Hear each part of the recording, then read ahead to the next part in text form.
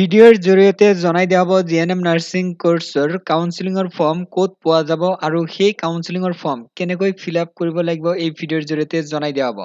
অক্টোবৰ মাহৰ 22 তাৰিখৰ পৰা কাউন্সেলিং প্ৰচেছ আৰম্ভ হ'ব। ইতিমধ্যে প্ৰত্যেক কেণ্ডিডেট গম পাইছে। এই কাউন্সেলিঙৰ ফৰ্ম কেণ্ডিডেট কেতিয়া পাব এতিয়া জনাই দিয়া হ'ব। যেতিয়া কেণ্ডিডেট কাউন্সেলিঙত যাব তেতিয়া এই এপ্লিকেশ্যন ফৰ্ম অৰ্থাৎ কাউন্সেলিং ফৰ্মটো পাব। আগতেই নাপায় বা ডাউনলোড কৰিব নোৱাৰিব। যেতিয়া কাউন্সেলিঙত যাব তেতিয়া এই ফৰ্ম দিব। দিয়াৰ পিছত ইয়াতে ফটো লগাব লাগিব কেণ্ডিডেটৰ।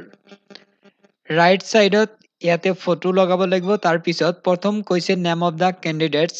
কেণ্ডিডেটৰ নাম লিখিব লাগিব ইয়াতে। 2 নম্বৰত কৈছে নেম অফ ফাদাৰ, দেউতাকৰ নাম বা মাকৰ নাম বা গাৰ্জেনৰ নাম লিখিব দিছে। তাৰ পিছত এড্ৰেছ লিখিব দিছে। এড্ৰেছত লিখিব লাগিব আধাৰ কাৰ্ডত বা ভোটাৰ আইডিত যিটো এড্ৰেছ আছে সেই এড্ৰেছটো ইয়াতে লিখিব লাগিব।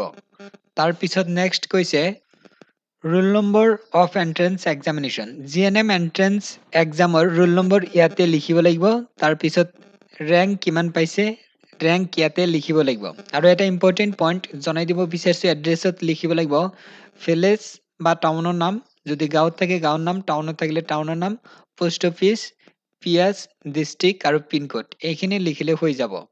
তাৰ পিছত নেক্সট ইয়াতে কৈছে যে ডেট অফ বাৰ্থ, কিমান চনত জন্মগ্ৰহণ কৰিছিল, ডেট মান্থ ইয়াতে লিখিব লাগিব।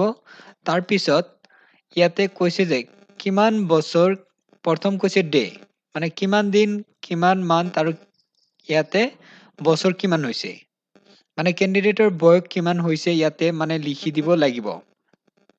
এইখিনি কেনেকৈ ওলাব কেণ্ডিডেট এতিয়া জনাই দিয়া হ'ব। এই ভিডিঅ' ডেছক্ৰিপশ্যনত এটা লিংক পাব। সেই লিংকত ক্লিক কৰি নিজৰ যেতিয়া ডেট অফ বাৰ্থ এণ্টাৰ কৰিব, তাৰপিছত ডেট মাৰি তাৰপিছত যেতিয়া ক্লিক কৰিব তাৰপিছত অট'মেটিক আহি যাব যে কিমান দিন হৈছে সেই কেণ্ডিডেটৰ, কিমান মান্থ হৈছে, বছৰ কিমান হৈছে, মানে তাতে ওলাই যাব। সেইখিনি চাই ইয়াতে লিখিব পাৰিব। ভিডিঅ' ডেছক্ৰিপশ্যনত লিংকটো দিয়া থাকিব, নিজে নিজে চেক কৰিলেই হ'ল।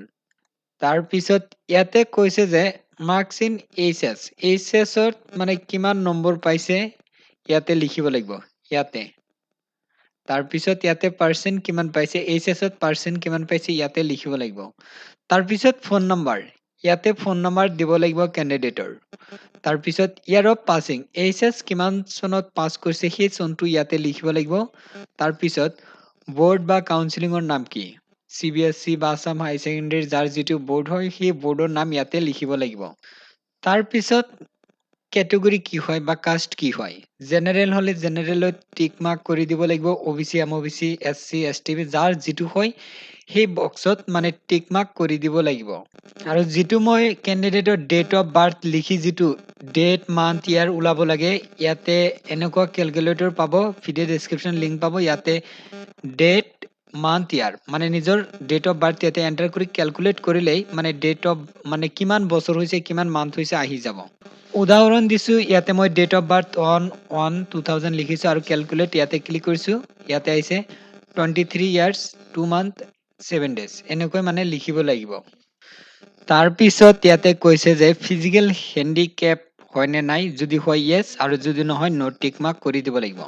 তাৰপিছত কৈছে যে ইয়াতে ডমিচিয়েল চাৰ্টিফিকেট ডিষ্ট্ৰিক্টৰ নাম লিখিব লাগিব, কেণ্ডিডেটৰ ডিষ্ট্ৰিক্টৰ নাম আৰু ষ্টেট আসাম লিখিব লাগিব।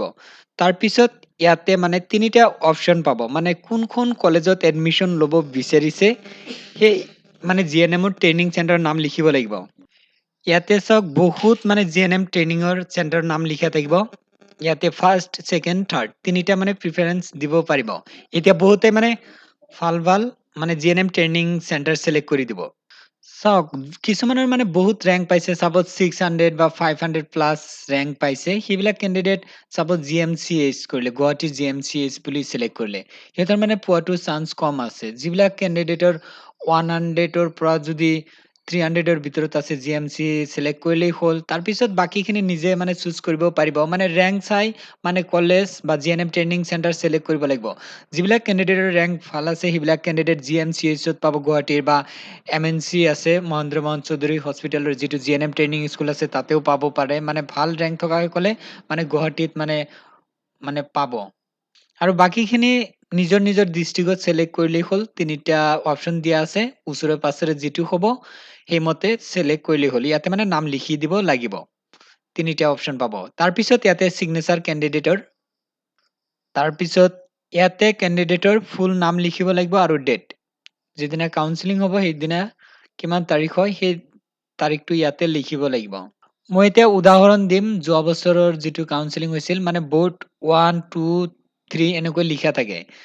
ৰেংক 1ৰ পৰা 50 দিছিল, টাইমটো দি দিছিল, মেনশ্যন কৰি দিছিল আৰু ৰেংক কিমানলৈকে যাব পাৰিব, ৰেংক তাৰপিছত ইয়াতে লিখিছে কেটেগৰী।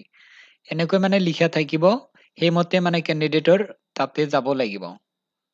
যোৱা বছৰ বৰ্ড 4টা আছিল। যোৱা বছৰ প্ৰথম দিনা মাতিছিল 400 লৈকে। 400 লৈকে মানে 2টাৰ পৰা আৰম্ভ হৈছিল। মানে 351ৰ পৰা কেণ্ডিডেটক কেতিয়া মাতিছে? 2টা বজাত মানে মাতিছিল আৰু।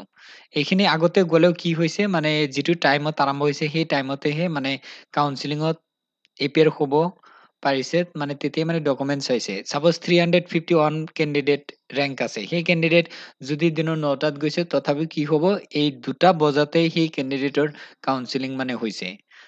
351ৰ পৰা 400 যোৱা বছৰ এনেকৈ মানে কাউন্সেলিং হৈছিল। এতিয়া কাম কৰক, ভিডিঅ' ডিছক্ৰিপশ্যনত এছ কেলকুলেটৰ লিংক আছে, তাতে কেলকুলেট কৰি নিজৰ ডেট অফ বাৰ্থৰ যিটো কিমান বছৰ হৈছে, ডে কিমান হৈছে, মান্থ কিমান হৈছে এইটো চাব পাৰিব। ভিডিঅ' ডিছক্ৰিপশ্যনত লিংক দিয়া আছে, এতিয়া চেক কৰক।